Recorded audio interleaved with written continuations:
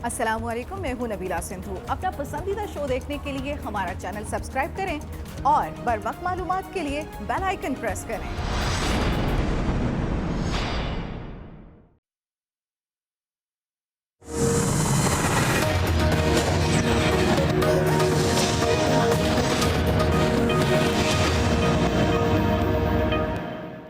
जहांगीर खान तरीन की बेपनाह खिदमत है, लेकिन आज जब आप सरकारी मीटिंग्स पर बैठते हैं तो फिर मरियम औरंगजेब साहिबा को प्रेस कॉन्फ्रेंस का मौका मिलता है और नून लीग सवाल उठाती है कि ये कंटेम्प्ट ऑफ कोर्ट नहीं तो क्या है। 62(1)(f अगर नवाज शरीफ साहब पर लग जाता है तो हम कहते हैं कि ओहदे के अहल नहीं है, ना पार्टी के ना सरकार के, और अगर 62(1)(f हम पे लागू हो जाए तो उसका यार्डस्टिक और हो जाए। तहरीक इंसाफ का कारकुन ज़हनी तौर पर इसको कबूल नहीं कर पा रहा और आप तहरीक इंसाफ के मुखालिफिन को मौका दे रहे हैं इसको एक्सप्लॉइट करने का।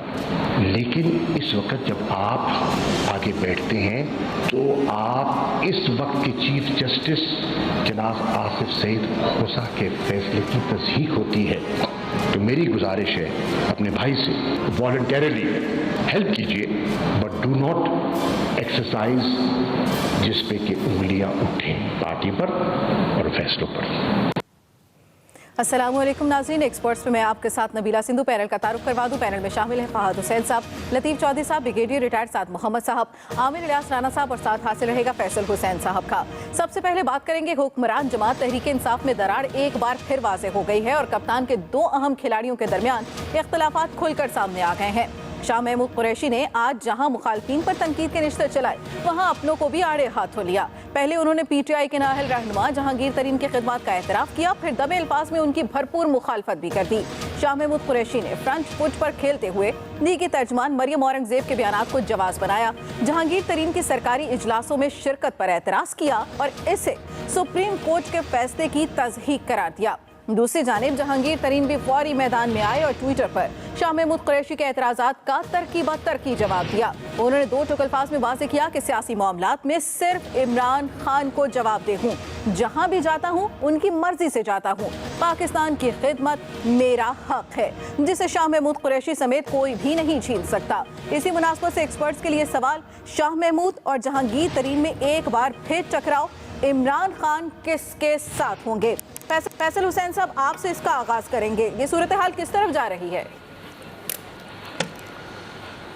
देखिए, जिस पार्टी में जिस सियासी जमात में लीडर की गिरफ्त कमज़ोर होगी, जिस सियासी जमात में जो है वो नज़्म व ज़ब्त का फुक़दान होगा, जिस पार्टी के अंदर हर लीडर अपने आप को ये नागुज़ीर समझेगा कि पार्टी जो है उसी के कंधों पर खड़ी भी है, वो न सिर्फ पार्टी के लिए नहीं बल्कि पार्टी के लीडर के लिए भी जो है वो नागुज़ीर है, तो वहाँ इसी तरह के जो है वो मामलात आएंगे। ये जो आज जो वाक़या है खालिसन एक तंजीमी डिसिप्लिन है, तो इन दोनों रहनुमाओं को इस बात का पता था कि अगर वो ऐसी तंजीमी नज़्म व ज़ब्त की खिलाफ वर्जी कर रहे हैं और उनकी पार्टी की लीडरशिप के हाथों कोई गिरफ्त नहीं होनी, कोई पकड़ नहीं होनी, उनसे बात पुरस्त की नहीं जानी, तो उनके हौसले बुलंद हो गए। तो उन्होंने ये अब दोनों ने ये अमल किया। अमूमी तौर पर सारी सियासी जमातों में मसाइल होते हैं, लेकिन इस तरह सड़क के ऊपर इन मसाइल को जो है वो डिस्कस नहीं किया जाता। देखिए, बुनियादी तौर पर तहरीक इंसाफ कोई नज़रियाती पार्टी नहीं है, ये तो एक भानमती का एक कुंबा है। खासतौर पर इसकी लीडरशिप तो मुकम्मल तौर पर जो है एक भानमती का कुंबा है, जिसको किसी को डरा कर, किसी को लालच देकर, किसी को कोई कशिश दिखाकर, कोई चमक दिखाकर जो है एक तरफ जोड़ दिया गया है। तो यही वजह है कि पार्टी के अंदर जो है मैं डिसिप्लिन नजर नहीं आता। यही जहांगीर तरीन है जिनकी पूरे पाकिस्तान में जो वजह शोहरत है वो एटीएम, इनको पूरे पाकिस्तान में जो है वो एटीएम के नाम से पहचाना और जाना जाता था। कमाल है, इन्होंने आज तक कभी इस बात पे बुरा माना हो, इस बात को जो है अपने लिए तस्दीक समझा हो, लेकिन उन्होंने अपना जब इनकी बात आई क्या ये वफाकी वजीर खारजा ने जब उनके ऊपर नुक्ता उठाया तो उनको वाकई बहुत बुरा लगा। तो बुनियादी तौर पे ये वफाकी वजीर खारजा भी जो है वो अपने आप को जो है जहांगीर तरीन को अपने लिए कोई ख़तरा महसूस किया, उन्होंने बात आके जो है वो सड़क के ऊपर करी, रोड के ऊपर की। इन्होंने बुनियादी तौर पे दोनों ने जो है वो एक दूसरे की तस्दीक नहीं की है, बुनियादी तौर इन्होंने जो है अपनी पार्टी के लीडर की तस्दीक की, इन्होंने इमरान खान की तस्दीक की है और पूरी दुनिया को ये पैगाम दिया है कि हमारा लीडर हल्का है, उस लीडर के आगे जो है लीडर की कमज़ोरी है, वरना हमारे अंदर इतनी हिम्मत नहीं होती। तो ये बहुत ही पार्टी के लिए जो है, पार्टी की लीडरशिप के लिए जो है ये वाकई आज بعد یہ شرم کی بات ہے کہ ان کے مرکزی سطح کی جو رہنما ہیں وہ اس طرح لڑ رہے ہیں. جو وفاقی وزیر خارجہ جو ہیں جب تحریک انصاف میں شامل ہوئے تھے تو شامل ہونے سے بھی 24 گھنٹے پہلے جو ہیں وہ یہ مشورہ کر رہے تھے کہ مسلم لیگ میں ان کو شامل ہونا ہے یا تحریک انصاف میں شامل ہونا ہے. تو ان کا اچھا مستقبل کہاں پر ہوگا؟ تحریک انصاف میں شامل ہوگا یا مسلم لیگ میں ہوگا؟ تو یہ بھی کوئی عمران خان کی محبت میں تبدیلی کے لیے نہیں آئے تھے. آج ملک میں جو تباہی آئی ہوئی ہے اس کی وجہ بھی یہی ہے کہ انہوں نے جس طرح بان متی کا کنبہ بنایا تھا, یہ بان متی کا کنبہ جو ہے اس قوم کے لیے, اس ملک کے لیے عذاب بن گیا ہے. ٹھیک ہے فہد صاحب, جس طرح سے شاہ محمود قریشی وفاقی وزیر ہیں, کابینہ کے اجلاس میں بھی بیٹھتے ہیں, پریس کانفرنسز بھی کرتے ہیں, عمران خان کے ساتھ بہت سے مواقع پر ساتھ بھی ہوتے ہیں, پھر اس طرح کی شکایات, اس طرح کے تحفظات اگر انہیں تھے تو انہوں نے ذاتی حیثیت میں عمران خان سے کیوں نہیں کیے؟ اگر جہانگیر ترین کو بھی تھے انہوں نے بھی ذاتی حیثیت میں نہیں کیے, یا ایسا بھی ہو سکتا ہے کہ دونوں نے بات کی ہو اور ان کی سنوائی نہ ہوئی ہو اس لیے دونوں میڈیا پر آ گئے؟ دیکھیں, جب ہم کہتے ہیں کہ دونوں میڈیا پہ آئے تو تھوڑا سا ہمیں یہ ذہن میں رکھنا چاہیے کہ آج سب جو پہل ہے وہ کی شاہ محمود قریشی صاحب نے, اور ایک اپنی پریس کانفرنس میں یکا یک اس طریقے سے ڈائریکٹلی جہانگیر ترین کے اوپر جو تنقید کا سلسلہ شروع کیا وہ بڑا حیران کن تھا. اور حیران کن اس لیے بھی تھا کیونکہ اس کا جو بھی وجہ تھی, جو بھی رزلٹ تھا, وہ خود یہ بات کرنا چاہتے تھے یا وہ کسی کے کہنے پہ بات کر رہے تھے, جو بھی ان کی ریزن تھی, اس کا جو رزلٹ نکلا ہے وہ شاہ محمود صاحب کے لیے زیادہ اچھا نہیں نکلا. دیکھیں, جہانگیر ترین صاحب کا جو پوزیشن ہے پاکستان تحریک انصاف میں وہ کسی سے ڈھکی چھپی تو ہے نہیں. یہ کہنا شاید غلط نہ ہوگا کہ عمران خان صاحب کے بعد اگر کسی نے اس پارٹی کو اس طریقے سے یہاں پہ لا کے کھڑا کیا ہے جہاں پہ وہ اقتدار میں ہے تو شاید جہانگیر ترین جو ہے ان سے زیادہ کسی نے اس طرح کا اپنا رول ادا نہیں کیا. چاہے وہ پارٹی کو فنڈ کرنا ہو, چاہے پارٹی کو آرگنائز کرنا ہو, چاہے آخر میں امیدواروں کو لا کر اور عمران خان صاحب کے پاس انہیں پارٹی میں جوائن کرانا ہو, نمبرز پورے کرنا ہو, یعنی آپ جس بھی اینگل سے دیکھیں جہانگیر ترین کا رول جو ہے وہ بہت ہی بڑا ہے. اور اگر وہ سپریم کورٹ کے ہاتھوں ڈسکوالیفائی نہ ہوتے تو مجھے کوئی شک نہیں ہے کہ آج وہ شاید پنجاب کے وزیر اعلیٰ ہوتے, اور اگر وہ پنجاب کے وزیر اعلیٰ ہوتے تو میں یہ بھی کہہ سکتا ہوں کہ پنجاب کا وہ حال نہ ہوتا جو آج ہے. کیونکہ اس ساری جماعت میں جو اس وقت ان کی جو کارکردگی کی وجہ سے جو مسائل کھڑے ہیں, میرے خیال میں اگر کوئی ایسا شخص ہے جو چیزوں کو سمجھتا ہے, جو گورننس کو سمجھتا ہے, جو ایشوز کو سالو کر سکتا ہے, جو ڈوئر ہے, وہ جہانگیر ترین ہے. اور جہانگیر ترین کی ڈسکوالیفیکیشن سے پارٹی کو جتنا بڑا نقصان ہوا ہے شاید اب لوگوں کو احساس ہو رہا ہو. ان تمام چیزوں کو سامنے رکھتے ہوئے شاہ محمود قریشی کو اس وقت اس طرح کی بات کرنے سے ایک عجیب پارٹی کو ٹھیس پہنچا ہے, اور اس کے بعد جو اس کا رد عمل آ رہا ہے وہ زیادہ تر جہانگیر ترین صاحب کے حق میں آ رہا ہے. تو یعنی شاہ محمود صاحب اگر اس سے کچھ حاصل کرنا چاہ رہے تھے, مجھے وہ ان کو وہ رزلٹ ملتا نظر نہیں آیا. میرے خیال میں شاہ محمود قریشی صاحب نے آج ایک بڑی غلطی کی. ٹھیک ہے عامر صاحب, جس طرح سے کہا جا رہا ہے کہ شاہ محمود قریشی نے ایک بڑی غلطی کی ہے, کیا آپ کو بھی لگ رہا ہے کہ یہ اتنا ہی حیران کن ہے جتنا یہ باقی تمام ایکسپرٹس کو بھی حیران کیا اس بات نے؟ کیونکہ جو شاہ محمود قریشی کے تحفظات ہیں وہ تو انہوں نے کھل کر نہیں بتائے, انہوں نے جو جواز بنایا انہوں نے جواز یہ بنایا کہ اپوزیشن اعتراض اٹھاتی ہے. کیا واقعی یہ بات ہے؟ اس کی نا کوئی آپ 2-3 ڈائمنشنز دیکھیں, پھر اس پہ بات ہوتی ہے کہ یہ ہے کیا شاہ محمود قریشی جو لفظوں کو چبا کر بولتے ہیں, کہیں ان کو سیاسی طور پر جہانگیر ترین چبا تو نہیں گئے؟ جو ملتان میں ابھی الیکشن ہوا ہے وہاں صوبائی اسمبلی کا الیکشن انہیں نہ لڑنے دیا ہو انہوں نے, عمران خان پہ وہ حاوی ہوئے ہوں. چونکہ جو پنجاب میں وزارت اعلیٰ کا حال ہے اس کے اوپر یہ بات تو کی جا سکتی ہے نا کہ یہ شاہ محمود کودنے کی کوشش کر رہے تھے اور انہیں ان کے ضلع میں بھی واپس نہیں آنے دیا جہانگیر ترین نے.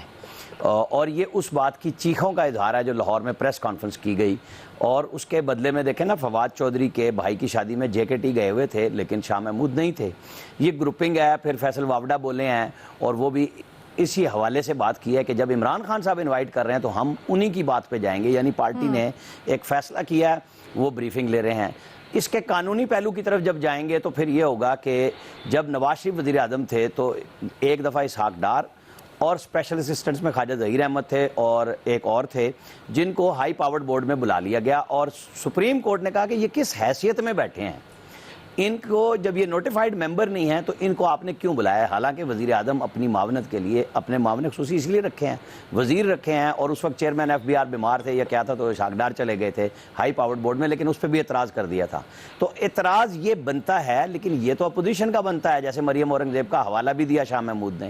پارٹی کے اندر سے جب اس قسم کی آواز آئے تو پھر دوسرا ڈیزائن یہ ہوگا کہ کیا جو اس وقت پورے پاکستان میں قیمتوں کی، جس کے ہم اگلے مرحلے پہ ایک چیز پہ آ رہے ہیں، لیکن جو اس وقت پاکستان میں ڈالر بڑھ رہا ہے، روپیہ گر رہا ہے، جو حالت لوگوں کی ہو رہی ہے، کیا یہ اس سے توجہ ہٹانے کی بھی کوئی کوشش ہے کہ مکس کر کے کوئی لوگوں کو ادھر ڈائیورٹ کر دیا جائے؟ یہ مختلف پہلو ہیں جو لوگ اس پہ سوچ رہے ہیں کہ یہ عمران خان کی گرفت میں کوئی کمی نہیں ہے، لیکن انہوں نے اس معاملے میں کبھی کوئی ایکشن لیا ہی نہیں. یہ الیکشن سے پہلے بھی اسی طرح دونوں لڑتے تھے، الیکشن میں چونکہ وہ تھے نہیں اس دفعہ اور اپنے بیٹے کو بھی وہ مسئلے تک نہیں لے کے آئے، لیکن اس کے باوجود انہوں نے شاہ محمود کو وزارت اعلیٰ سے دور رکھا، اور یہی سب سے بڑی وجہ نظر آ رہی ہے یہ جو اب اختلاف سامنے آیا ہے.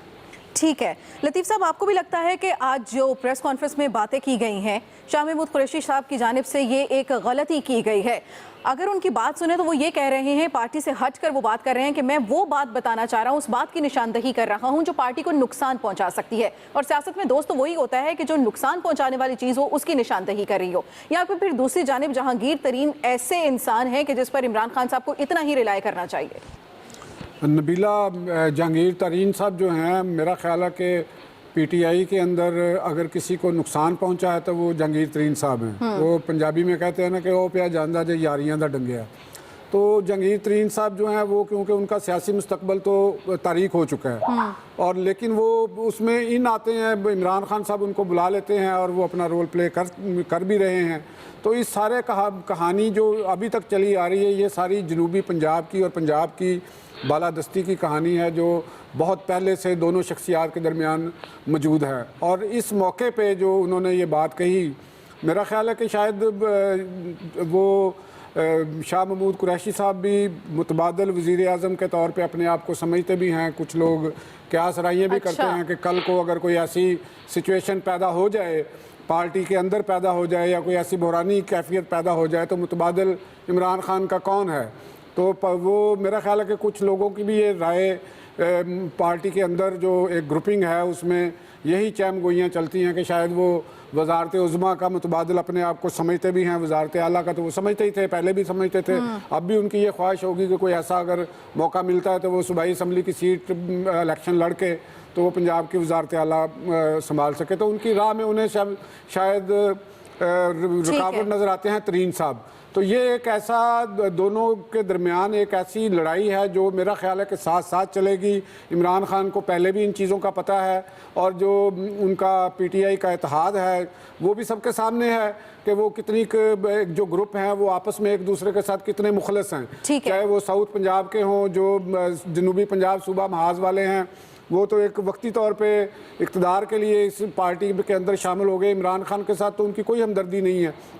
تو اسی طرح اگر شاہ محمود قریشی صاحب کے بھی پولیٹیکل کیریئر کو دیکھیں تو میرا نہیں خیال کہ وہ ذہنی طور پہ یا ایک نظریاتی طور پہ عمران خان کو اپنا رہبر و قائد سمجھتے ہوں گے. تو یہ اقتدار کی ایک چپکلش ہے جس میں انہوں نے اپنا پوائنٹ سکور کیا ہے. اس موقع کے اوپر عمران خان کو ایک بات پہنچائی ہے مسلم لیگ نون کا نام لے کے کہ جناب آپ ان کو کارنر کرے ورنہ آگے جا کے حالات پارٹی کے اندر خراب بھی ہو سکتے ہیں. ٹھیک ہے بریگیڈیئر صاحب، پارٹی کے اندر حالات خراب ہو سکتے ہیں اگر اسی بات کی نشاندہی کی گئی ہے شاہ محمود قریشی کی جانب سے. تو جس طرح سے اپوزیشن اس سے پہلے بھی نہیں باز آ رہی تھی اور اب بھی یہی سوال اٹھائے جا رہے ہیں اور تنقید تو ہوتی رہے گی اگر شاہ محمود قریشی صاحب کی جانب سے جو بات کی گئی ہے. اپوزیشن جہانگیر ترین اسی طرح سے کابینہ کے اجلاس میں اور باقی پارٹی کے اجلاس میں شرکت کرتے رہے، لیکن ساتھ ہی ساتھ تو یہ بھی کہا جا رہا تھا جب فیصلہ آیا تھا جہانگیر ترین کے خلاف تو یہ بات واضح ہو گئی تھی کہ ان کا سیاسی کریئر جو ہے وہ ختم ہو گیا. نظر تو اس طرح سے کچھ بھی نہیں آ رہا، وہ تو اب بھی اسی طرح سے شرکت بھی کر رہے ہیں، فیصلہ سازی میں بھی موجود ہوتے ہیں، کابینہ کے اجلاس میں بھی موجود ہوتے ہیں.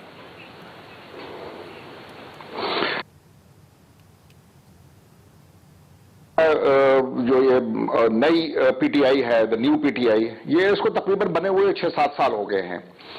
اس سے پہلے جو لوگ تھے وہ سائیڈ لائن ہو گئے، اور یہ جو نئے لوگ آئے، الیکٹیبلز کی پرواز جب ان کی طرف ہوئی تو ادھر ایک ہر اس طرح نئی تنظیم میں ایک پیکنگ آرڈر آتا ہے. کون جو ہے وہ جو پیک لیڈر ہے اس کے نزدیک کون ہے، جو الفا میل ہے جو عمران خان صاحب ہے، اس کے نزدیک کون ہے، نمبر 2 کون ہے، نمبر 3 کون ہے. تو یہ ابھی تک جہانگیر ترین صاحب کا اور شاہ محمود قریشی صاحب کا جو پیکنگ آرڈر ہے ابھی تک وہ ڈیسائیڈ نہیں ہوا ہے کہ کون جو ہے عمران خان کے زیادہ قریب ہے. اور اگر آپ یہ دیکھیں تو انہوں نے کل بھی ایک حیران کن بیان دیا تھا جس میں انہوں نے عمران خان کی جو وہ ہے ڈیسیشن ہے بے نظیر انکم سپورٹس کی پروگرام کے اوپر، اس کی بظاہر راست مخالفت کی شاہ محمود صاحب نے. تو یہ ایک ابھی ان کو ایسے فیل مجھے ہو رہا ہے کہ وہ یہ لڑائی ہار چکے ہیں، اور نمبر 2 پہ وہ دیکھ رہے ہیں کہ جو جہانگیر ترین صاحب ہے وہ نمبر 2 پوزیشن پہ ہیں اور میں نیچے آ گیا ہوں. تو یہ ان کی فرسٹریشنز ہیں. اور دوسری بات یہ ہے کہ پنجاب اس وقت فلکس میں ہے، کچھ پتہ نہیں چل رہا کون ہے. ابھی ایسا مجھے لگ رہا ہے کہ ڈیفیکٹو جو چیف منسٹر ہے وہ شہزاد گل صاحب جو ہے وہ بن گئے ہیں. تو وہاں پر ایک فلکس ہے. تو ادھر بھی ایک ٹرف وار چل رہی ہے کہ کون جو ہے پنجاب کے جو اس وقت معاملات ہیں ان کو کون دیکھے گا. شاہ محمود صاحب قریشی کی جو وہ ہے کیا کہتے ہیں بات ہے اس میں وزن ہے. ابھی یہ اگر کابینہ کی میٹنگز میں بیٹھتے ہیں تو یہ بالکل غیر قانونی ہے، انڈر اوتھ بھی نہیں ہے، نا آفیشل ہے. آفیشل بھی انڈر اوتھ ہوتا ہے، جو پولیٹیکل اپوائنٹی ہے وہ بھی انڈر اوتھ ہوتا ہے. ان کو ایسے معاملات میں ان کو بٹھانا جو ہے وہاں پر نیشنل انٹرسٹ کی باتیں ہوتی ہیں، کچھ سیکرٹ باتیں ہوتی ہیں جو وہاں پر ڈسکس ہوتی ہیں، وہ انڈر اوتھ ہی نہیں ہے. تو ان کو وہاں پر بٹھانا میرے خیال میں یہ قانونی طور پہ صحیح نہیں ہے.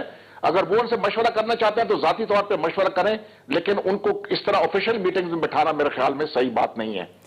ٹھیک ہے، ایکسپرٹس کی رائے آپ نے جانی. بریک لیں گے اور سوال رکھیں گے ایکسپرٹس کے سامنے کہ معاشی بحران پر قابو پانے کے لیے حکومت کے مارکوں کا ثمر اب آپ کو کب ملے گا. ایکسپرٹ کی رائے جاننے کے لیے ساتھ رہیے گا.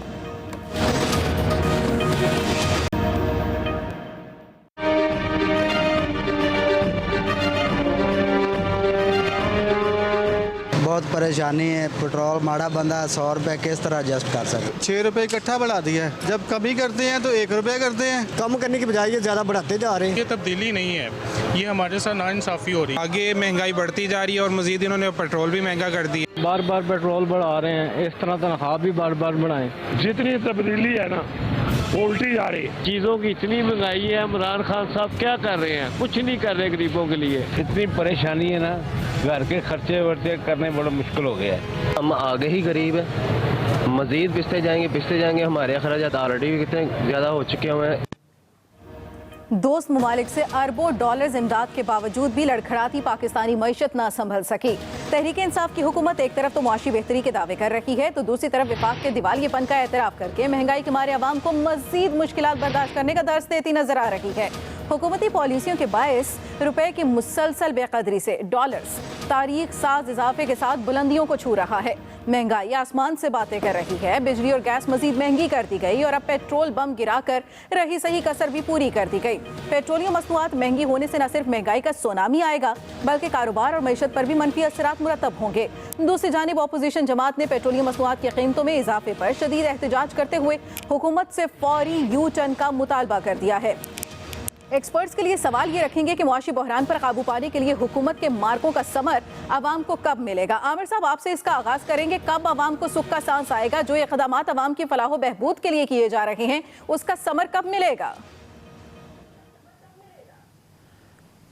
آپ نے جو ابھی لوگوں کی گفتگو سنائی وہ ہر بندہ جانتا ہے، لیکن بہتر یہ ہوتا کہ آپ عمران خان صاحب کے اور اسد عمر کے وہ بیانات چلاتے جو وہ نواز شریف دور میں دیتے تھے بیان کہ جی کتنا پیٹرول پہ ٹیکس گورنمنٹ کما رہی ہے اور کتنا کھا رہی ہے.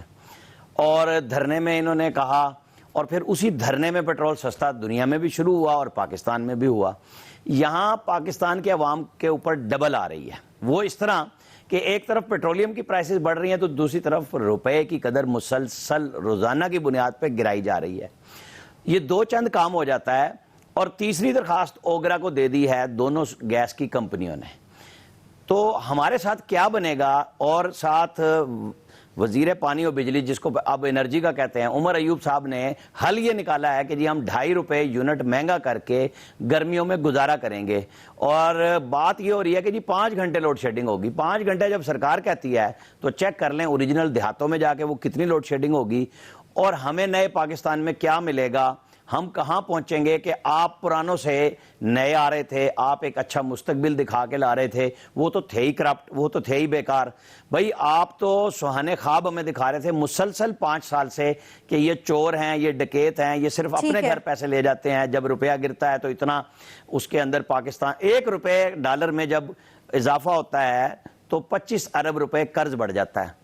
اور اب وہ جس طریقے سے شرح بڑھ رہی ہے تو وہ 25 سے 30 ارب روپے پہ چلا جائے گا, 40 ارب روپے پہ قرض بڑھ جائے گا آپ کا. آپ نے ہمیں کہا جی ڈیویلیویشن اس لیے کر رہے ہیں کہ ہم ایکسپورٹس یعنی برآمدات بڑھائیں گے.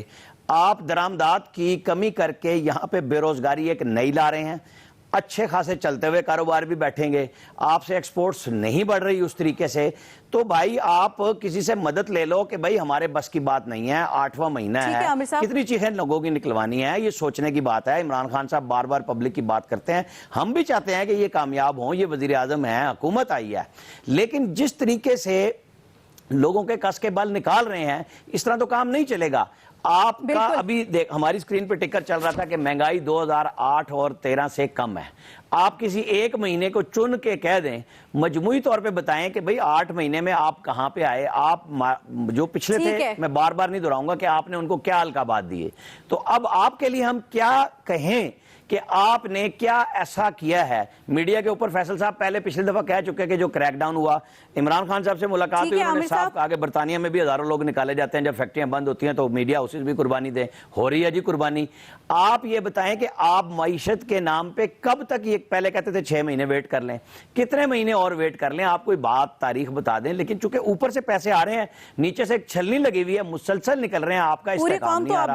آپ کہہ رہے ہیں آئی ایم ایف کی ہم کوئی شرط نہیں مان رہے, ہر شرط آپ مانی جا رہے ہیں. ٹھیک ہے بریگیڈیئر صاحب, جس طرح سے عامر صاحب نے بھی یہ یاد دہانی کرائی ہے کہ عمران خان کے اور اسد عمر کے پرانے جو بیانات ہیں کہ جس طرح سے وہ پیٹرول پرائسز پر بات کیا کرتے تھے, وہ آپ کو یاد ہیں, وہ مجھے یاد ہیں, وہ عوام کو یاد ہیں. اسد عمر صاحب کیوں بھول گئے ہیں؟ وہ تو یہ کہہ رہے ہیں کہ ایک بھی میرا ٹویٹ, میرا ایک بھی بیان نکال کر دکھا دیں. ساتھ ہی ساتھ وہ یہ کہہ رہے ہیں کہ جب پچھلی سابقہ دور حکومت میں پیٹرول سستا ہو رہا تھا اور یہ بڑھا رہے تھے, ہم بھی وہی کر رہے ہیں کہ ہم پیٹرول بڑھ رہا ہے تو بڑھا رہے ہیں.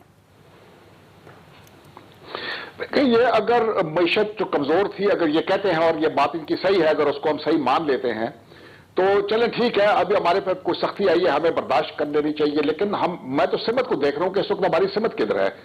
اس سمت مجھے نظر نہیں آ رہی ہے کہ ہم بہتری کی طرف جا رہے ہیں, ہم اور مہنگائی کی طرف جا رہے ہیں. اگر آپ نے جیسے بھی بجلی کی بات کی, آگے گیس کے اوپر ابھی مزید مطلب ہے کہ ہم 40,000 روپے کے بل دے چکے ہیں. میں ذاتی طور پہ 40,000 روپے کا بل, جو میں 5,000 دیتا تھا, ابھی 40,000 روپے کا بل دیا میں نے.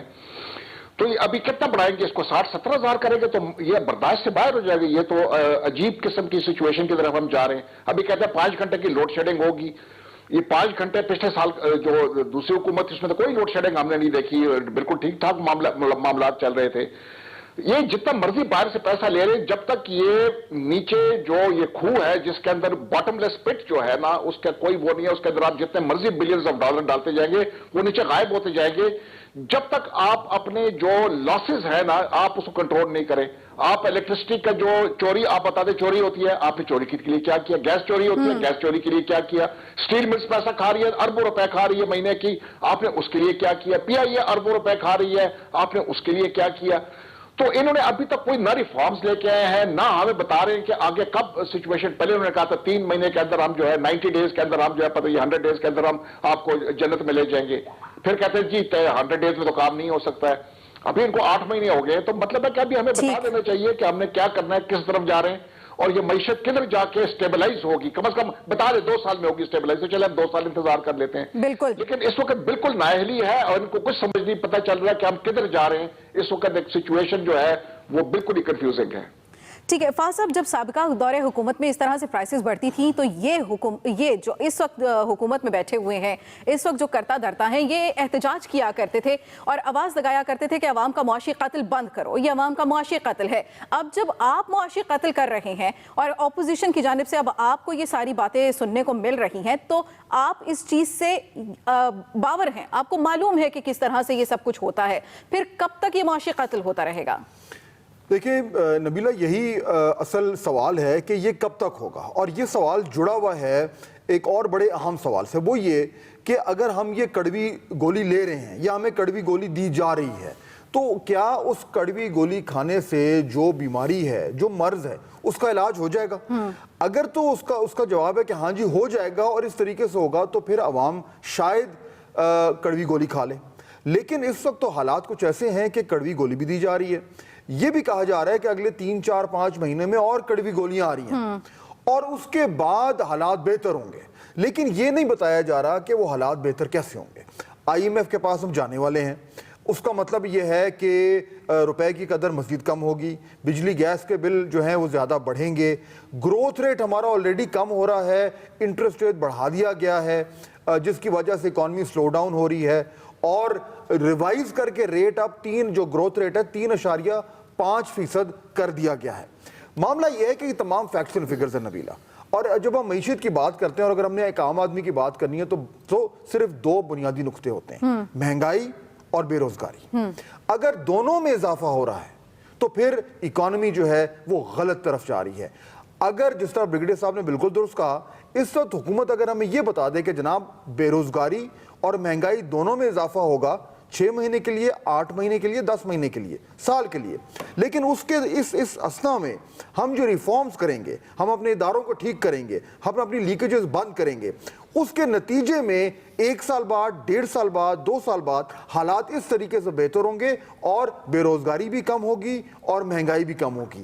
یہ پلان جب تک سامنے نہیں آئے گا تو تب تک تو انشاءاللہ ماشاءاللہ کے تحت ہم آگے بڑھتے رہیں گے اور یہ دعا کرتے رہیں گے کہ کڑوی گولی تو ہم نے کھائی لی ہے، اب اللہ کرے بیماری بھی کسی طریقے سے ٹھیک ہو جائے. بالکل یہ دعا تو ہے ہی ہے. جس طرح سے معذرت کے ساتھ فیصل صاحب آپ کی جانب آنا تھا، میں بھول گئی تھی کہ میں نے آپ کا پوائنٹ آف ویو لیا ہے یا نہیں، اس کے لیے میں معذرت چاہوں گی. ہم جس طرح سے فاضل صاحب نے کہا کہ معیشت کی جو سمت ہے وہ ہمیں ابھی تک دکھائی نہیں دے رہی ہے. اگر یہی صورتحال رہی تو ہمیں کیا ملے گا؟ کچھ بھی نہیں ملے گا، لیکن ہمیں باتیں سننے کو مل رہی ہیں. رزاق داؤد صاحب نے کہا کہ ہم سعودی عرب کے ساتھ، چائنا کے ساتھ اپنا جو ایکسپورٹ سسٹم ہے، تجارت ہے، وہ بڑھانے جا رہے ہیں، اس کے ہمیں ڈبل اثرات ملیں گے. یہ باتیں ہی ہم سنتے رہیں گے، ان باتوں کی ہی کڑوی گولی ہمیں کھانی پڑے گی. دیکھیں، عمران خان کا ایک بڑا تاریخی جملہ ہے. وہ ہمیشہ جو ہے سابقہ گورنمنٹ میں یہ بات کہا کرتے تھے کہ جب مہنگائی آسمان پہ پہنچنے لگے، جب پیٹرول کی قیمتیں جو ہیں وہ لوگوں کی دسترس سے باہر ہو جائیں، تو یہ سمجھ لینا کہ ملک میں جو ہے وہ کسی چور کی حکومت ہے. اس وقت واقعی جو پیٹرول کی قیمتیں وہ انسانی دسترس سے جو ہے وہ باہر ہوتی چلی جا رہی ہیں. مہنگائی جو ہے وہاں پہنچ چکی ہے کہ اس کو ہم یہ بھی نہیں کہہ سکتے، آسمان سے بھی شاید اوپر مہنگائی جا چکی ہے. تو اب یہ خود عمران خان اپنے ہی کال کے مطابق تعین کر لیں کہ اس وقت ملک میں حکومت کس کی ہے. دیکھیں، اس وقت جو صورتحال ہے، 3 ہفتے پہلے یا 2 ہفتے پہلے عمران خان نے کہا کہ میں 3 ہفتے کے اندر جو ہے اس قوم کو ایک بڑی خوشخبری سناؤں گا. بہرحال اب تو اس قوم کو یقین ہے کہ اس حکومت سے تو کوئی خوشخبری نہیں مل سکتی. ان کی خوشخبری کے اعلان سے ہی جو ہے وہ قوم ڈر گئی تھی، اب تو نہیں کیا ہونے والا ہے. وہی قوم کی توقعات کے عین مطابق جو ہے یہ جو ہے پیٹرول بم کا یہ دھماکہ ہو گیا اور پیٹرول کی قیمتوں میں اضافہ ہو گیا. دیکھیے، بنیادی طور پہ بالکل اب ایک چیز واضح ہوتی چلی جا رہی ہے کہ اس حکومت میں جو ویژن کی کمی ہے اور سم کی کمی ہے وہ تو اپنی جگہ ہے ہی ہے، لیکن خود عمران خان بھی جو ہے وہ بیوروکریسی کے ہاتھوں، جو تحریک انصاف کی جو نااہل ترین ٹیم ہے ان کے ہاتھوں جو ہے وہ یرغمال بن چکے ہیں. اب کراچی کے دورے کی آپ مثال لیں کہ کراچی کے دورے میں جس پارک کا 12 سال پہلے افتتاح ہوا تھا، وہ پارک جو ہے بالکل عوام کے لیے کھلا ہوا تھا. 12 سال کے بعد اس پارک کا عمران خان سے دوبارہ افتتاح کروا دیا گیا، اور وہ اتنے معصوم ہمارے سادہ وزیر اعظم ہیں، انہوں نے افتتاح بھی کر دیا اور کہا کہ بڑا زبردست پارک بنا ہے، اس کو اپنی حکومت کا کارنامہ بھی قرار دے دیا. تو جس وزیر اعظم کی معلومات کا لیول یہ ہو، جس وزیر اعظم کے ساتھ اس طرح کے معاملات چل رہے ہوں، تو اللہ تعالیٰ ہی جو ہے اس ملک پہ بھی اپنا رحم فرمائے. دوسری طرف وہ ایک طرف تو معاشی بحران کا کہہ کے جو ہے وہ جو کراچی کے ترقیاتی منصوبوں میں انہوں نے 2 مہینے پہلے کٹوتی کا اعلان کیا، اور اس ادھر آ کے دوبارہ جو ہے وہ ایک نیا پیکج کا انہوں نے اناؤنسمنٹ کر دیا کہ کراچی پیکج کا. تو ایک عجیب و غریب صورتحال ہو گئی ہے. عمران خان کو چلیں ٹھیک ہے، چلیں ٹھیک ہے. فیصل صاحب آپ کا پوائنٹ آف ویو آ گیا. لطیف صاحب، جس طرح سے فیصل صاحب کہہ رہے ہیں کہ انہیں تو معلوم ہی نہیں ہے کہ کس طرح کے گراؤنڈ ریالٹیز کیا ہیں، لیکن شاید انہیں پیٹرول کی پرائسز بڑھاتے ہوئے جو کنویں وہ پاکستان میں کھودنا چاہ رہے تھے، پاکستان میں ڈھونڈنا چاہ رہے تھے، انہیں شاید یہ پتہ لگ گیا کہ باہر جو دنیا ہے جہاں سے وہ ہم یہ سارا تیل لے رہے تھے، وہاں کے بھی شاید کنویں بند ہو گئے، اسی لیے پرائسز بڑھا دی گئی ہیں. نہیں نبیلہ، میرا خیال ہے کہ انہیں پتہ تو ہے جن کے مشورے پہ یہ بڑھایا گیا ہے، لیکن سب سے زیادہ جو تکلیف دہ بات ہوتی ہے وہ جو موجودہ حکومت کے جو عہدیدار ہیں نا ان کے رویے دیکھ کے زیادہ تکلیف میں مبتلا ہوتا ہے بندے کو غصہ چڑھتا ہے.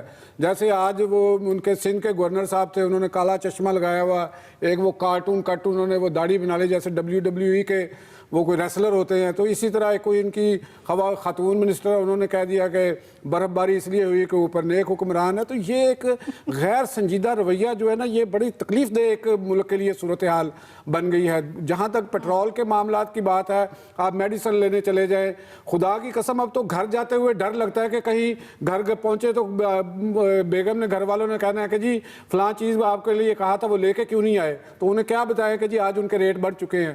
تو یہ اس قسم کی جو صورتحال ہے ہمیں انہوں نے ٹرک کی بتی کے پیچھے لگا دیا جب سے یہ 8 مہینے آئے ہیں, اور آتے ہوئے تسلی دیے جا رہے ہیں کہ جی ہم یہ کریں گے ہم وہ کریں گے. آپ نے اب تک 8 مہینے میں آپ IMF کے پاس گئے, آپ کے معاملات طے نہیں ہو سکے. آپ ایشیا پیسیفک اور FATF والوں کے ساتھ آپ کے معاملات ابھی تک وہ طے نہیں ہو سکے. آپ 8 مہینے میں آپ نے بتائیے کہ کون سا تیر مارا ہے کہ ہم عوام کو آپ تسلی دیتے ہیں کہ حالات ٹھیک ہو جائیں گے, سمندر میں سے تیل نکل آنا ہے. وہی سمندر میں سے جو تیل نکلنا ہے اس سے پہلے آپ نے عوام کا تیل نکال لینا ہے. کون سی چیز ہے جو اس وقت سستی ہے؟ کسی آپ اس ملک کے نوجوان ڈاکٹرز انجینئرز بے روزگار پھر رہے ہیں. آپ کسی کاروباری کے پاس چلے جائیں تو وہ سر کو پکڑ کے بیٹھا ہوا ہے کہ اس کے پیچھے کوئی FBR پڑی ہوئی ہے, کوئی نیب والے پڑے ہوئے ہیں. تو جس ملک کے اندر یہ افراتفری کا عالم ہو, انتشار کا عالم ہو, تو وہاں آپ کہیں کہ معاشی کوئی حکمت عملی ہے. اسد عمر صاحب ایک گھسیانی ہنسی ہنستے, بندے کا دل کرتا ہے کہ کچھ کر دوں ان کے ساتھ, لیکن اب مجبوری ہے, وہ ٹی وی پہ بیٹھے ہوتے ہیں, وہ کیا کریں ان کے لیے ان کو. تو یہ اس قسم کا جب ہمارے اوپر ایک اللہ تعالیٰ نے ایک عذاب مسلط کر دیا ہے تو اس کے لیے دعا ہی کر سکتے ہیں یا یہی کر سکتے ہیں کہ پھر دھرنے شروع ہو جائیں گے. اس ملک کے اندر بھی اپوزیشن اس کو ایکسپلائٹ کرے گی, کیوں نہیں کرے گی. بالکل, اور یہ جو کڑوی گولی ہے اس کا کوئی نہ کوئی دکھائی دینا ہی چاہیے ہے. بریک لیں گے اور بریک کے بعد ہم بات کریں گے کہ نئی اسکیمیں متعارف کروانے والے وزیر اعظم BRT کو بھول گئے ہیں کیا. ساتھ رہیے گا.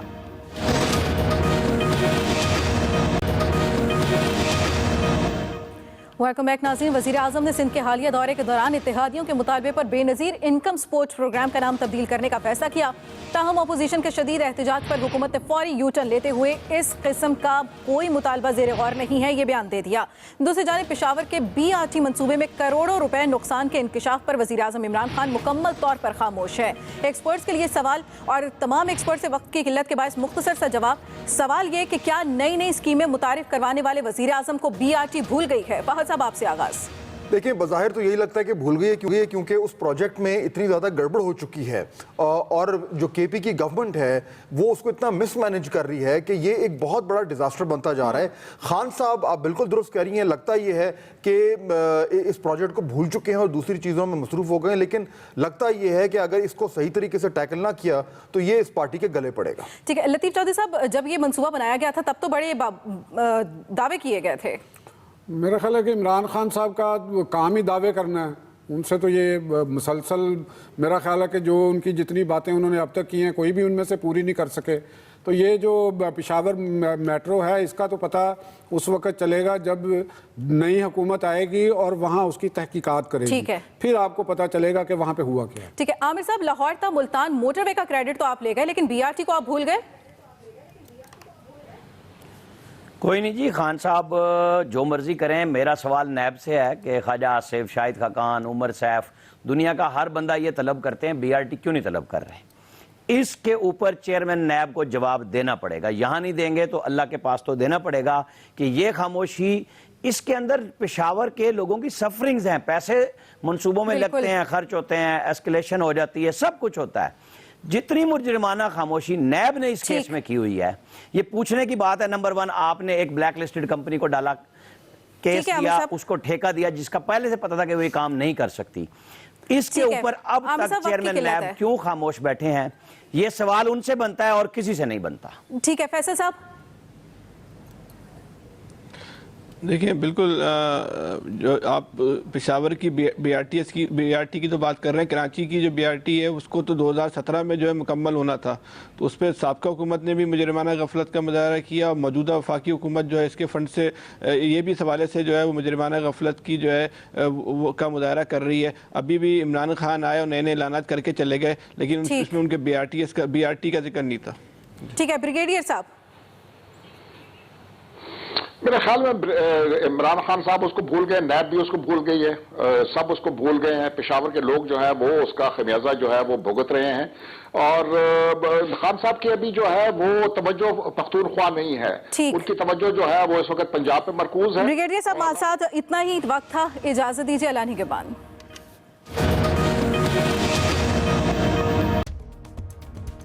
السلام علیکم, میں ہوں نبیلہ سندھو. اپنا پسندیدہ شو دیکھنے کے لیے ہمارا چینل سبسکرائب کریں اور بر وقت معلومات کے لیے بیل آئیکن پریس کریں.